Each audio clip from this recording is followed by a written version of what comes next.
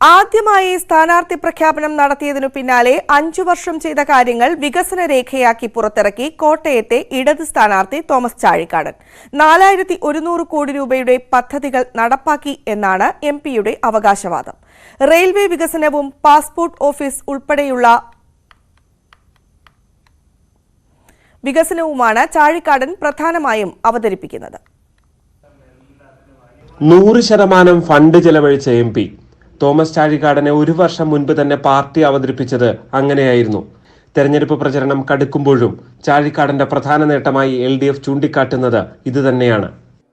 ഈ ജില്ലയിൽ മാത്രമല്ല കേരളത്തിലെ എംപിമാരിൽ A+ കൊടുക്കാൻ കഴിയുന്ന ഏക MP ശ്രീ തോമസ് ചാഴിക്കാടനാണ് എന്ന കാര്യം അത് മറ്റാർക്കും അവകാശമില്ല. 100% വിനിയോഗിച്ചിരിക്കുന്നു ഫണ്ട്. അത് കൃത്യതയോടുകൂടി അദ്ദേഹത്തിന്റെ കണക്ക് സൈറ്റിൽ പ്രസിദ്ധീകരിച്ചു ആർക്കും നോക്കാവുന്നു. ആരുടെയും മുമ്പിൽ അത് തെരഞ്ഞെടുപ്പ് പ്രചരണത്തിന് വേണ്ടിയുള്ള ഒരു പ്രചരണോപാധിയായിട്ടല്ല അന്ന് നമ്മൾ കണ്ടത്. 1000 കോടി രൂപയുടെ റെയിൽവേ വികസനമാണ് കൊണ്ടുവന്നതെന്ന് വികസന രേഖ അവകാശപ്പെടുന്നു. ഗ്രാമീണ റോഡ് വികസന പദ്ധതിയിൽ 92 കിലോമീറ്റർ, 350 കോടി രൂപയുടെ കേന്ദ്ര സർക്കാർ പദ്ധതികൾ, ഇതെല്ലാം നേട്ടമായി അവതരിപ്പിക്കുകയാണ് ചാഴിക്കാടൻ.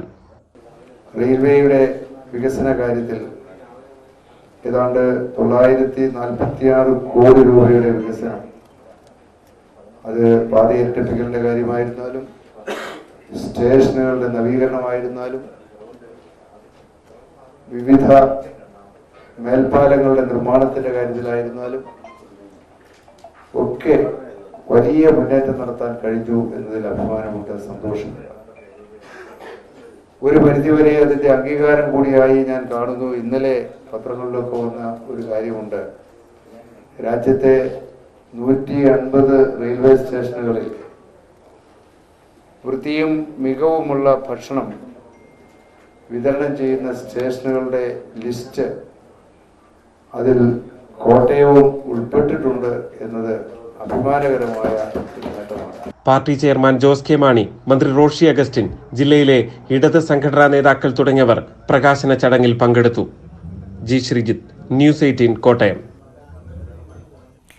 ആറ്റിങ്ങലിനേക്കാൾ വലിയ ഇടതുപക്ഷ